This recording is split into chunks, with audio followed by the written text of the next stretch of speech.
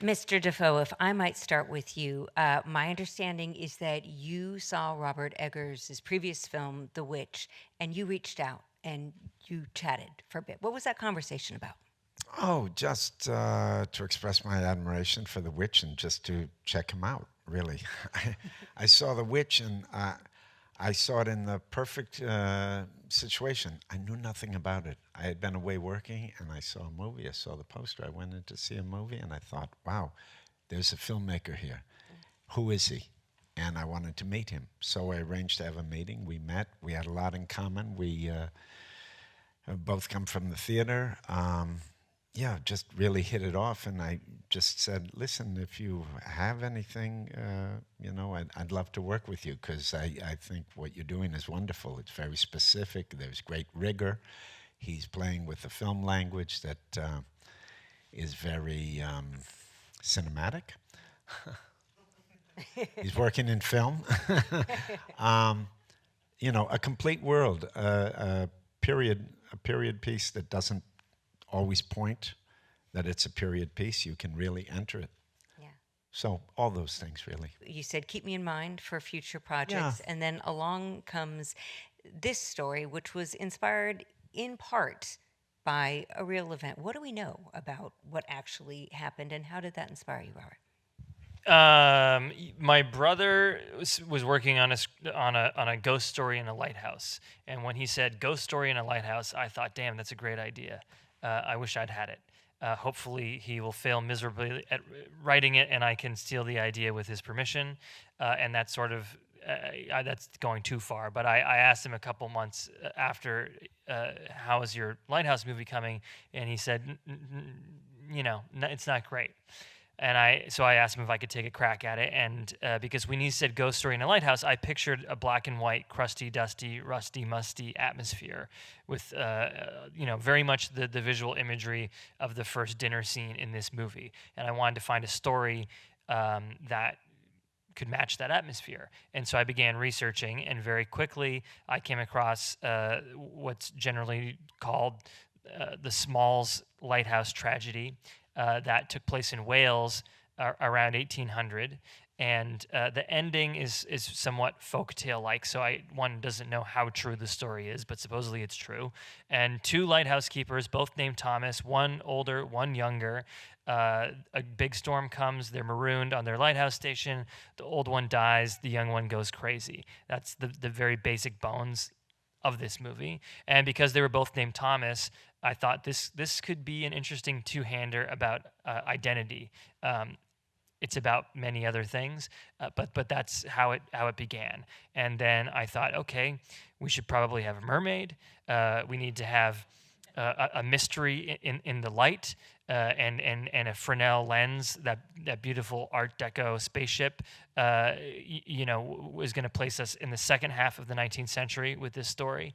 And because I wanted the foghorn with that certain sound, and I wanted the lighthouse station to be a certain level of dilapidated, that was going to place us probably in the 1890s. So basically, after many years of doing other things, I called my brother up and said, that Lighthouse movie, let's do it together. And so in the past couple years leading up to this, that's what we did. And Jaron, talk about shooting this film, because you and Rob together made some very specific choices that led to some very powerful effects. And I understand it involved some crazy lenses to make the two very handsome gentlemen in between us look not so great. Well, I think I remember, like, for The Witch, I asked Rob, like, how much does vanity matter when we go in to shoot this thing? He's like, not at all, and kind of I can see that pattern going forward, and I hope I have forgiveness, but like I worked really hard to make them look as bad as possible, and a lot of the inspiration was just like early photography, and people think of black and white, but there are a lot of ways to do it, like what colors you extract to make your black and white image, and a lot early photography is just it's really there's no red light. It's like sensitive to blue and UV, and you know how everyone looks under a black light. So I was trying to find a filter that could just eliminate all the red light, and as much of the green before we're just like cutting too much light to make it impractical to shoot. But yeah, anyway, ultimately Schneider made a custom filter that emulated what's called orthochromatic film. It just sees blue and some green, and that's it. So anything that's red, like skin tone, it darkens that immensely, and the skies are bright, and starts to look like a early film. But it's wasn't like checking boxes to make it look like what's old timey. Let's do that. I think it was just more of a general delving into the past. It's just like a feeling. Hopefully it's not obvious. Hopefully it's just you just see a texture and it just takes you there without you really being self-conscious about it. To get all of those shots required a fair amount of rehearsal, and I have heard Willem describe his take on how he thinks you feel about rehearsal. I would love to hear, Robert Pattinson, your thoughts on how Willem Dafoe approaches rehearsal and how that differs from yours, if I might. How does Willem approach rehearsal? With an enormous amount of enthusiasm.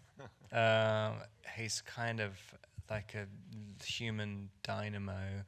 I mean, right from the very first day, he just was really, really relishing it. And I think I interpreted his relish for rehearsal as being total comfort with the script and knowing exactly where he would want to go with the part, which terrified me because I didn't know what I was going to do at all in that period. But then I realized afterwards that the second time we ran through the entire movie in rehearsal, Willem did it in entirely different ways, like effortlessly, which then was the only leg I had to stand on, and terrified me even more. But it was fun, even though it was a sort of vaguely traumatizing experience. Like, it was actually really fun to do with it. I think doing anything with Willem is pretty fun. Well, let's talk about the vaguely traumatizing, and I'd love to hear from both of you about what were the hardest moments to make in this film, because you were actually filming in Nova Scotia. It was quote unquote spring, but still rather chilly. A lot of this was real. Willem, what was the most excruciating moment for you? You just saw the movie. The being buried alive wasn't too cool. Don't want to do that again anytime soon.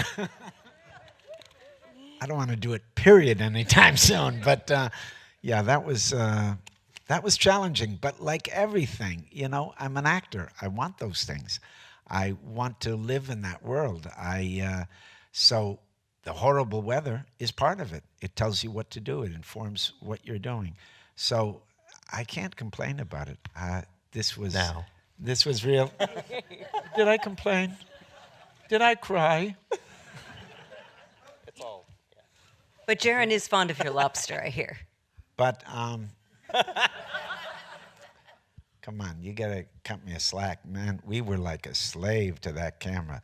The film language is so beautiful in this that, in fact, the rehearsals. Normally the rehearsals are for, to figure out the scenes, to get the actors comfortable. This rehearsal was to see where the camera was, so we could fit into the frame, to find out how to block things that were best for the photography. But you know what? That was a beautiful discipline, and it was a beautiful structure. It took away some, for lack of a better word, let's say choices or things that we had to think about. And it became a discipline and really helped to bring us into that world so much quicker, and gave us a kind of clearer idea of what Robert and Jaron were trying to do. So that rehearsal was unusual because it was really for camera. It wasn't so much for the actors. Thank you so much to all of you for taking the time.